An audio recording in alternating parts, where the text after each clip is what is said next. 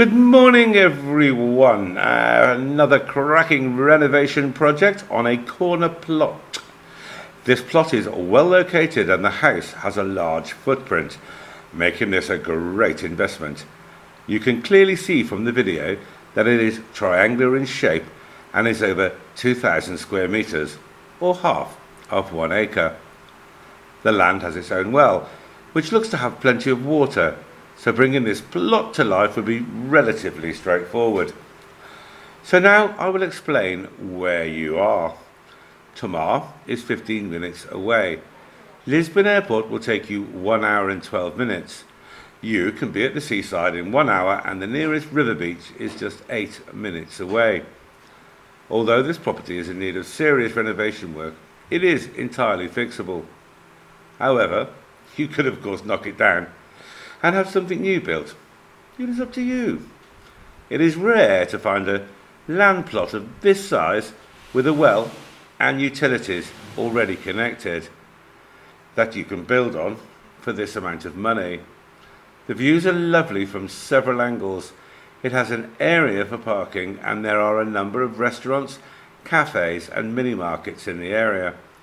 There are a number of tourist attractions in the area, most notably the Convento de Cristo or Tomar Castle.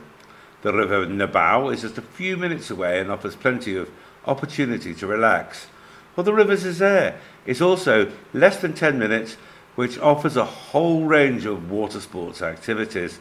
And Troncamento is 18 minutes away, which has an intercity train service for fast access to Lisbon and elsewhere. All in all, this is an excellent opportunity. So let's fly down and find Sarah, who will take us through the property in more detail. Good morning. Today, here I am in São Pedro de Tomar. So we're 10 minutes out of Tomar, 15 at an absolute maximum. We're in a village location. There are cafes, there are supermarkets all not too far away. This here is the property we're looking at.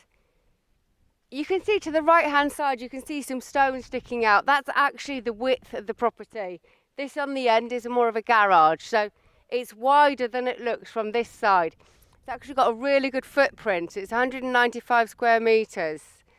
As we walk along, we've got lovely views, both sides. We've got electricity, telephone, mains, water and sewerage in the street.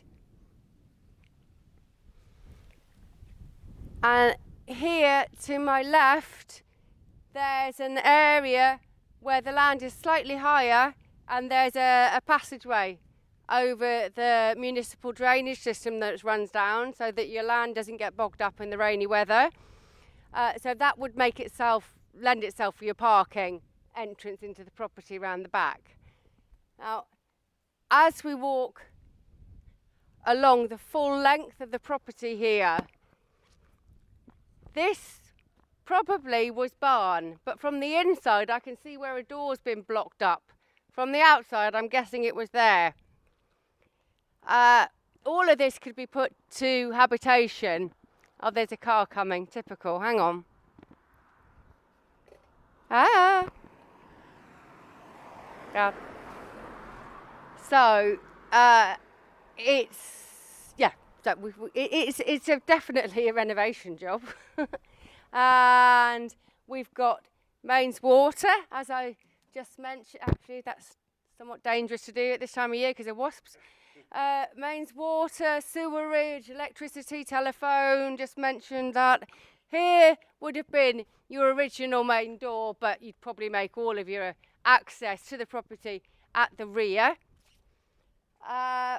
What else have we got? I mean, again, because it's stone, you could expose it. You could turn this into an exposed stone cottage. You can see at the top here, the stone there. So it could be pointed up. And we have, oh yeah, look, there's a septic tank. Paul was just mentioning to me the septic tank and I hadn't clocked it, but that's definitely it there. Now, were we going to walk along the road? Oh, you get those views in from up here because now the plot is on a triangle. It's a triangular shape. and there is a road either side. However, at the front where we were a second ago, we're at road level. This side, the road's set down below, and so you don't feel that you're on the road because cars going down are below you. We just do the garden now, we're up here. Yeah. I've got a Mercedes, stop to see what I'm doing. Right, we have a number of olive trees. The boundaries are very clearly defined. On this left-hand side here, obviously by the drop down to the road. And on the right-hand side, you will be able to see the wall. But what Paul's probably really making most of there is the views. Lovely long-distance views over the town of Tomar, which looks enormous from here. So turning round, and let's get it back into the centre and possibly in the shade. We have a well. I was quite pleased with myself. I saw a rose and I thought there's a well there. And I was right. It needs to be covered, I have to say, but I can't get through here now I've done that. We go back round the other side. Looking down the well. Enjoy. I hate looking down wells.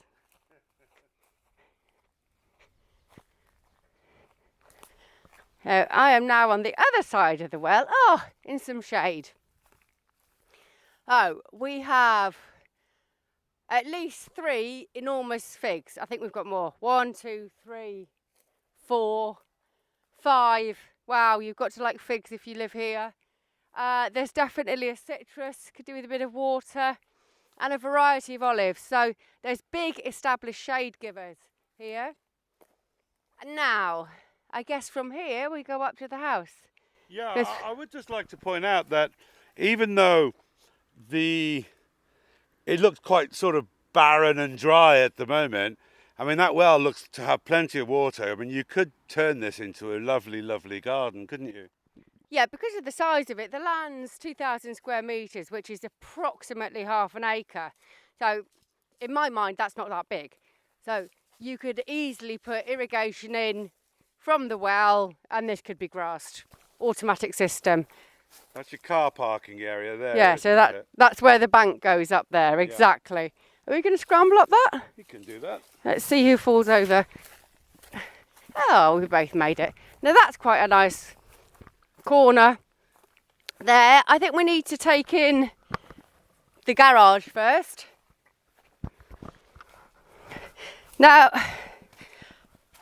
as ever, there are a variety of things you can do with properties like this. You can think, oh, I'll come in and renovate it. Somebody else will think, oh, knock it down. It just depends who you are. If this is on the footprint and I could build a garage on that flat area where we were there, then that's what I'd do. I'd knock this down and you could then incorporate it into the main build. The stone here is in good condition. You can see this wall here, nice and straight, nothing wrong with that at all. The property actually is divided by a stone wall in the middle as well. So if stone is your thing, you can expose some stone inside the property. Now, as you can see from the back here, Paul, if you just stop a minute, please. Well, where you were looking. I was going to show the height. I was going to talk about the height, because at the back here, you'd want to raise the whole thing up. A little bit. Okay, Paul appears to have forgotten how tall he is. Okay, so let's go on, the main property. I'll put my light on. Okay, now you will see why it's a renovation job. As we work around the ever so slightly fallen down ceiling. But the inside of that stone wall, oh, it's cool in here. Right, the inside. No, but we were just talking about height. And that isn't much below the 2.2 that you need.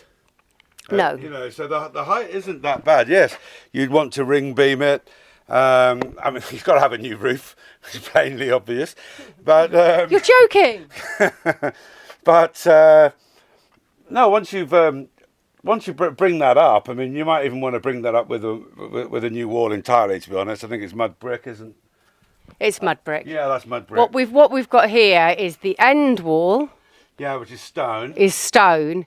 The wall on the left and the wall on the right are mud brick. Yeah. And I would not advise anyone to consider that that's going to be something that's worth renovating. It's something you could consider keeping the end wall, which is a lovely stone wall. Well, you definitely keep that. Knocking down the other two and rebuilding. We're into a building project now, but we're probably into that anyway. If it's a bit crunchy, it's because we're walking over the broken roof. Right, that's the doorway that I was talking about from the other side. Yeah. So, you know, often your problem is, and here is the sky where we're back out in the open because they're completely fallen down. I'm going to go and crunch some more over these. Yeah, we've come the wrong way basically. No, I didn't. I wanted to show. No, we like crunchy. Right. Whew. This week is a particularly unusually warm week for Portugal. We're trying to get the videos in early. Oh, that's better. So here we've got, well, when I came in here I said it's the kitchen and Paul said no, it's the snug. And I said actually look, we've got the tap same as yesterday. Yeah. That's the smallest thing I've ever seen. It's very cute. But actually Paul's correct, it is the snug, because as we walk through this wall here, which is a stone exterior wall and the lintels could be exposed. Now as you turn round you'll see that this was in fact why am I doing this? Oh, it's blocked up, there we go. Okay, you sleep there. Right, this would have been the original kitchen, and I'm now going to have to look because there's a tap here. It's just a cupboard, isn't it? It is, but you just never know what's going to pop out. Okay, there's a bird's nest to it. Oh, something. So I'm coming back in here to show you that this is a stone wall. So it's unusual that this property has three stone. It has a divider in the middle. So if you wished to do this as a complete project, but basically a big project, and if you are someone who loves stone, not everyone gets all excited about stone, but you could just take the whole roof off and then leave the internal stone walls where you wish to be able to make a feature of them. I mean, I always think chop them in half and turn them into a breakfast bar in a big open plan kitchen lounge diner is a really nice idea. But everyone has their own ideas. So this is the existing lounge area. It's not actually a bad size. From wall to wall, this is a good size room if you wanted to keep your stone walls.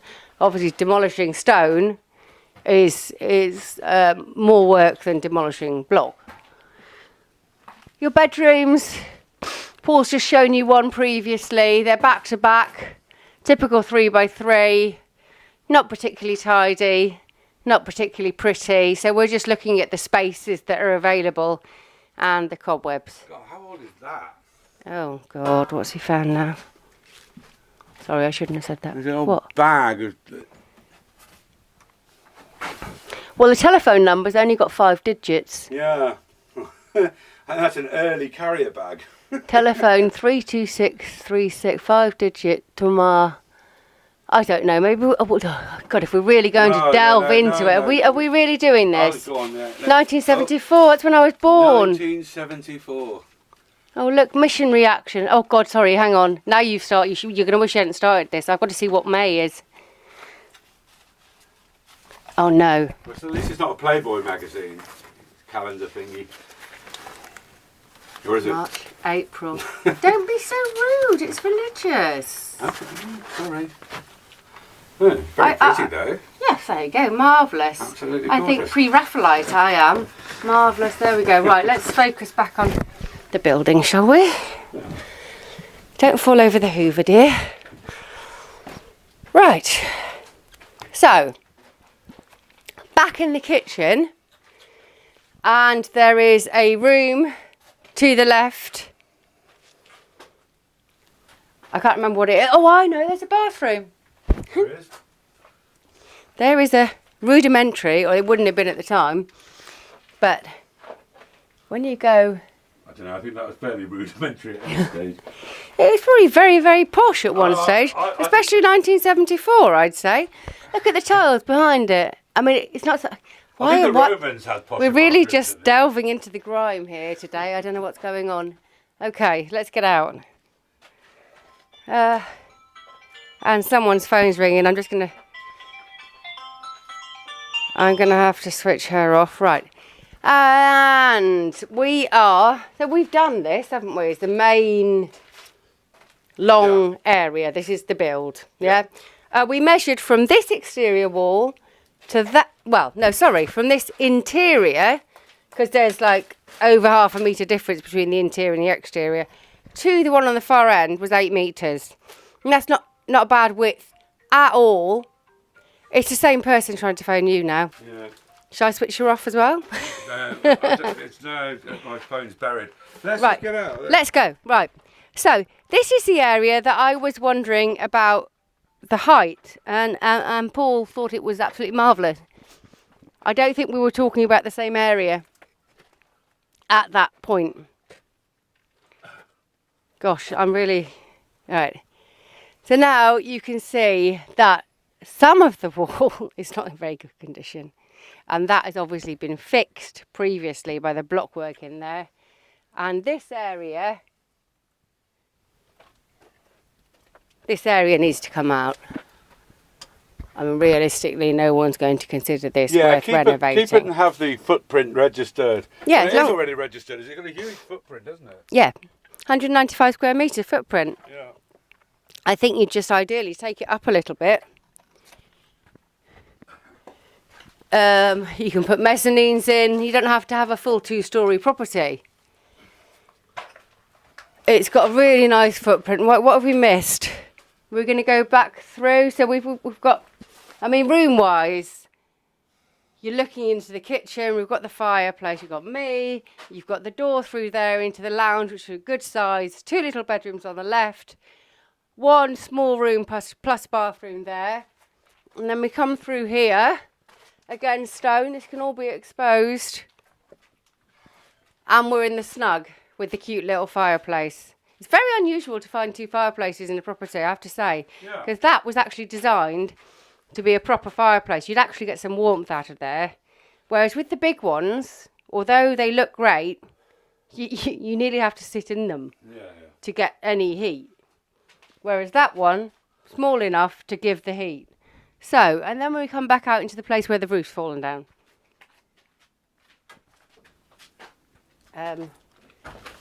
Probably slightly too much of a close-up for me, a bit sweaty. Right, and back out to the garden. Okay, so if you've got, I mean, are you going left a bit? Because you're coming out the garden, that's your views. I know we've got a tree right in front of us, which looked to me what Paul was looking at, but I can't see his screen. It's a Nestled tree anyway. Ow. I'm coming. Another Nestled on the left. And, I mean, the land's not dead flat, but it's really not far off. Sorry, I've got to put them on, can't see. So, are we up for a summary? We are. Yep. We didn't walk down there. Do you want to do that? You can if you want to. Well, let's just do it, shall we? Because it is quite different. I mean, we just sort of torture ourselves in the heat. But yeah, you can see here, we're road level. And then, as we come round the corner, it's actually a bus stop right outside. As you come round the corner,